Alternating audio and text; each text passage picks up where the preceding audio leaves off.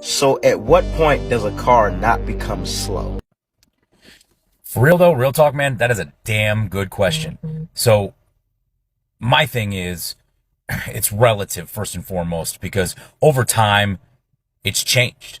Back in the day in the 60s and 70s, getting a 13 something second quarter mile and high fives in a 0 to 60 was like stupid fast, ridiculous fast. And over time it's changed. Look at the Magnum in '05. American muscle cars were just starting to recover from the 80s and 90s. And, even the Mustangs never went anywhere, but man, they were nothing impressive whatsoever.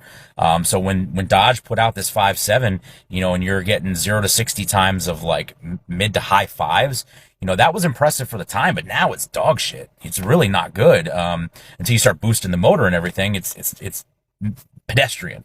But then, for me personally, 0 to 60 times of, low fours, in that GT Mustang, SRT Challenger, Charger, SS Camaro range. I think those are kind of the benchmark where you really start thinking that are calling and labeling things fast. Anything above that, you can still be considered quick, I think, respectable. But I don't think you're fast until you start hitting that low four number.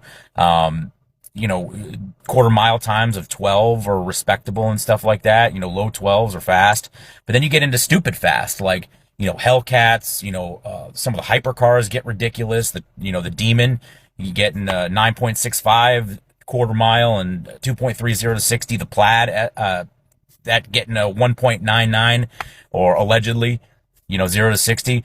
Those numbers are like ridiculous, insane fast, things that we've probably thought we'd never see out of cars.